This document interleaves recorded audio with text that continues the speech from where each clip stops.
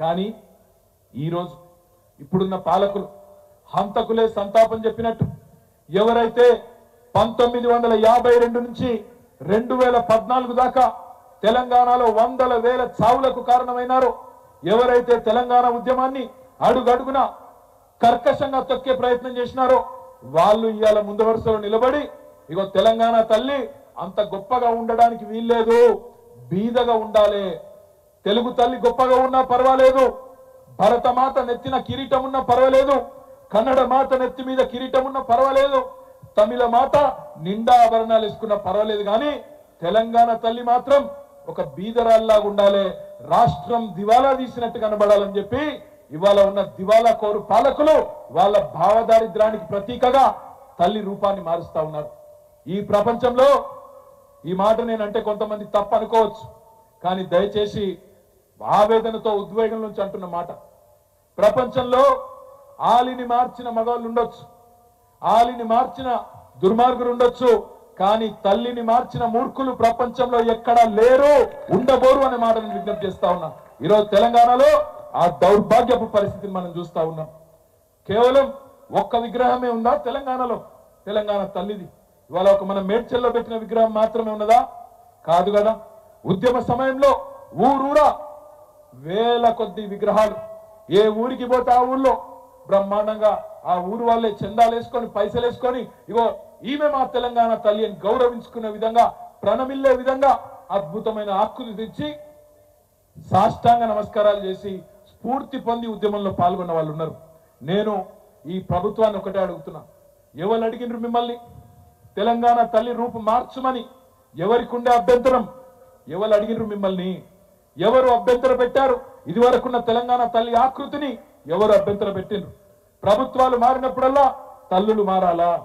ప్రభుత్వాలు మారితే తలరాతలు మారాలి తప్ప తల్లులు మారడం తప్పు తప్పు తప్పు అనే మాట నొక్కి చెప్తా ఉన్నా. మరి ప్రభుత్వం మారితే తెలుగు తల్లి మారిందా? కాంగ్రెస్ నుంచి బీజేపీ వస్తే భరతమాత మారిందా? అయినా నేను తెలియక అడుగుతా, మా ఆడబిడ్డల తరపున సిగ్గున్నదా మీకు అసలు? తెలంగాణ తల్లి చేతిలో తెలంగాణ ఆడబిడ్డలకు ప్రత్యేకమైన బతుకమ్మను మాయం చేస్తారా?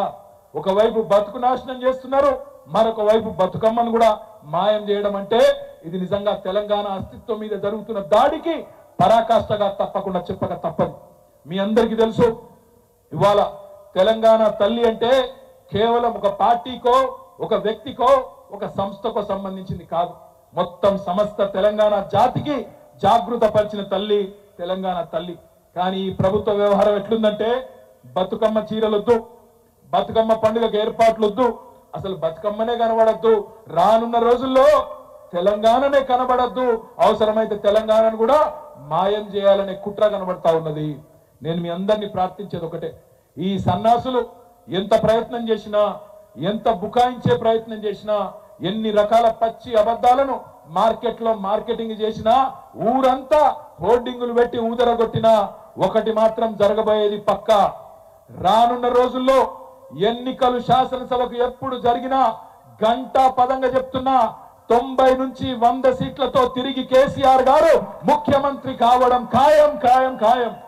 కేసీఆర్ గారు ముఖ్యమంత్రి అయిన మొదటి రోజే నేను మీ అందరికీ మాటిస్తా ఉన్నా, కేసీఆర్ గారు ముఖ్యమంత్రి అయిన తర్వాత మొట్టమొదటి రోజే మీరు మా తెలంగాణ తల్లి స్థానంలో పెట్టిన రాహుల్ గాంధీ తండ్రి విగ్రహాన్ని సకల మర్యాదలతో గాంధీ భవన్ కి పంపించేది కూడా ఖాయం ఖాయం ఖాయం. అదే మాదిరిగా ఇవాళ మీరేదైతే కాంగ్రెస్ తల్లిని పెట్టి తెలంగాణ తల్లి అని నమ్మబలుకుతున్నారో, ఏ కాంగ్రెస్ తల్లి అయితే భస్మాసుర హస్తం చూపుతూ అభయహస్తం అని చెప్పి మోసం చేసే ప్రయత్నం చేస్తున్నదో, ఏ కాంగ్రెస్ తల్లి అయితే అరిచేతిలో వైకుంఠం చూపెట్టి 6 గ్యారెంటీ